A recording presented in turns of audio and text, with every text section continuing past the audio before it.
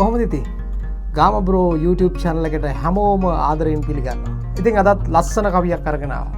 එකක් නෙවෙයි තුනක්ම. හැබැයි බොහොම කෙටි කවි. හැබැයි කෙටි කවිය ඇතුලේ පුදුම ලස්සන කතාවක් තියෙනවා. දැවෙන හිතට දැනෙන කවි. ගාම බ්‍රෝ YouTube channel එක subscribe කරලා නැත්නම් subscribe කරන්න. ඒ වගේම bell icon එකත් click කරන්න කියලා අපි ආදරෙන් ඔබට මතක් කරනවා. ඉතින් දැවෙන හිතට දැනෙන කවි කියලා තමයි අපි මේ කවි සංග්‍රහය ඔබට හඳුන්වා දෙන්නේ. ඉතින් ඒක ඇතුලේ දැවෙන හිතට පොඩි සතුටක් ගෙන එන කවිත් තියෙනවා. hina වෙන්න පුළුවන් ඒවා ආතල් කවි. ඉතින් අද එහෙම කවි බොහොම කෙටි කවි තුනක් තියෙන්නේ. බලමු අපි කොහොමද මේ කවි වල ලස්සනට ඒ කතාව කියලා තියෙන්නේ කියලා. මේ කවිය අපි තෝරගන්නේ ඇත්ත කියපන් ක්ලියෝපැට්‍රා කියලා කවි සංග්‍රහයක් තියෙනවා, කවි පොතක් තියෙනවා. ඒක රචනා කරලා තියෙන්නේ බේබදු කුමාර කියන රචකයා.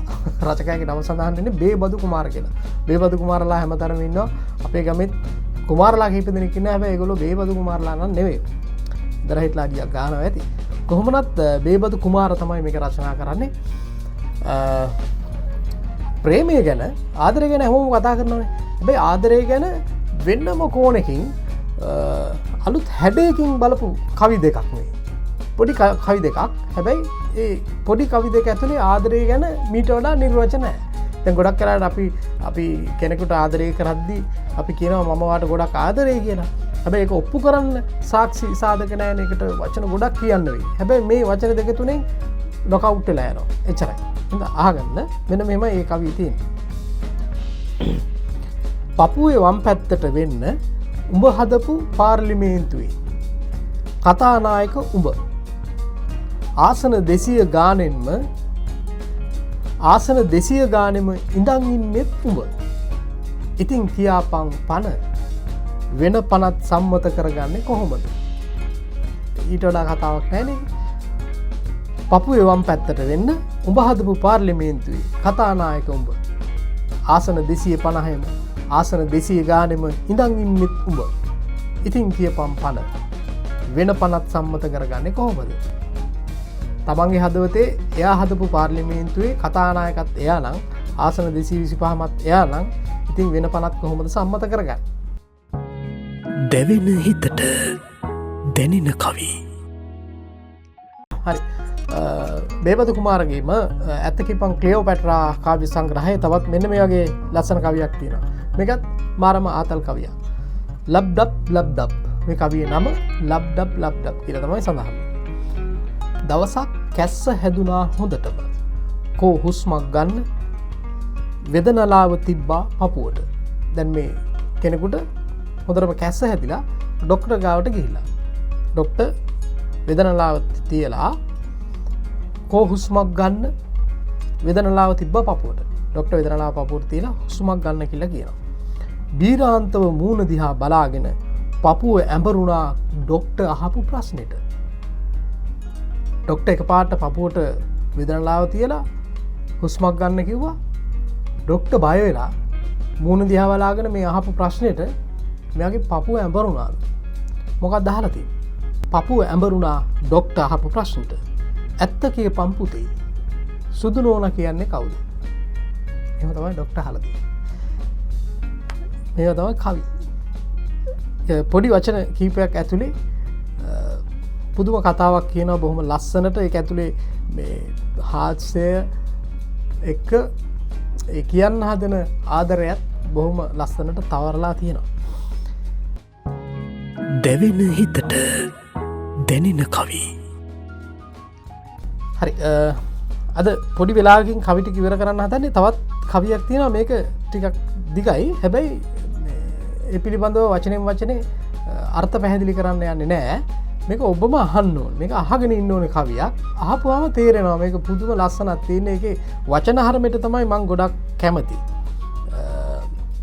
මේකට යොදාගෙන තියෙන්නේ ගණිතයේ තියෙන යෙදුම්. ගණිතේ අපි පාසල් කාලේදී දන්නවනේ ගණිතයේදී අපිට ජ්‍යාමිතිය, ත්‍රිකෝණමිතිය, ප්‍රස්ථාර වගේ ගොඩක් දේවල් හම්බ වෙනවනේ.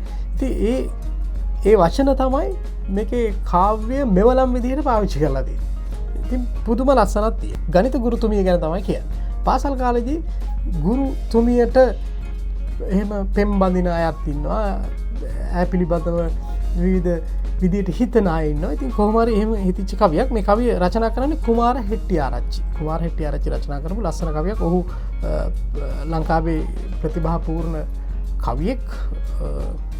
හයිකු කවි එහෙම බොහොම ලස්සනට රචනා කරපු කෙනෙක්. අපි අහලා බලමුකෝ කවිය. මේක විස්තර කරනවට වඩා අහන් ඉන්න එක තමයි හොඳ. අහගෙන ඉඳලා ආයි අහන්න. එතකොට හොඳටම තේරෙනවා. මගේ ගණිත ගුරුතුමියගේ සුවඳ හිමි ඇගේ කොමල රේඛා ළඟ නතර වෙමි. ඊතා කුඩා ගුණාකාරයකට නැමි සියලු සරල රේඛා ළඟ වක්‍ර වෙමි.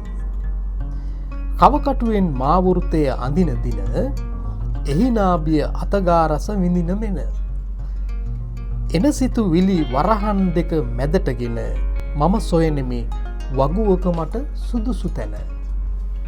රෝම ඉලක්කම් අතගා බලනකොට ලෝම කෙලින් වෙන හැටි පුදුමෙකි ඇඟට. වානු බැරිව ජාමිතියද ගිලෙනකොට පාන සිනහා සඟවමි ලඝු ගණකයට. නැමී බලන මොහොතට ඈ සුකුමාල සමීකරණ අසරණ වෙයි මනලෝල. ඇගේ ඉලක්කම් පොපියන රඟලීල ළමා වියම පබසර විය සබකෝල. තබා කෝදුවක් සිව්මැලි වලාපිට ඇගේ යෙදුම් අහසට යන වෙලාවට හදේ වර්ග මූලයේ දුටු පමාවට මගේ මිනුම් දඬු ලම්බක වුණා මට.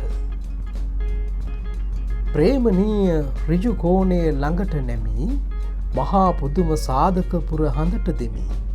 කෝණමානයෙන් ඈහස රැලි මනිමි. වීජ ගණිතයට තාමත් හාදු දෙමි. කොතරම් අකුරු ලීවත් තනි රූල් මත අමතක කරනු බැරි මට කොටු රූල් පොත. දසමස්ථාන ගිලුනත් සිතිජයක් මත තාමත් මගේ හද මත කොටු රූල් ඇත. තාම අන්නගි බවනීය කවියක්. ඉතින් මේවා මේ අසභ්‍ය ගණයට වැටෙනේව නෙවෙයි. ඇත්තරම කවියෙකු සතු හැකියාව ඔහු බොහොම ලස්සනට වචනවලින් පියාපාන විදිහ තමයි මේ කවිවල අන්තර්ගත වෙලා තියෙන්නේ. ඉතින් මේ වගේ ලස්සන කවි අපි දැවෙන සිතට දැනෙන කවි මේ ප්‍රෝග්‍රෑම් එකෙන් ඔබට අරගෙන එනවා. තවත් ලස්සන කවි ඉදිරියටත් අරගෙන එන්න බලාපොරොත්තු වෙනවා. ඉතින් අද මේ කවි තුන විතරයි. ඉතින් ඒව ගැන ලොකු විචාරයක් අපි කරන්න බලාපොරොත්තු වෙන්නේ නැහැ. මොකද බොහොම සරල කවි නිසා මේ සරල කවි ආයි අහන්න පුදුම රසයක් මේ කවි වල තියෙන්නේ. ඉතින් අපේ channel එක subscribe කරලා නැත්නම් අනිවාර්යයෙන්ම subscribe කරන්න, comment එක දාන්න. ඊළඟ හැමෙම තවත් මේ වගේ ලස්සන කවි. දැවෙන හිතට දැනෙන කවි.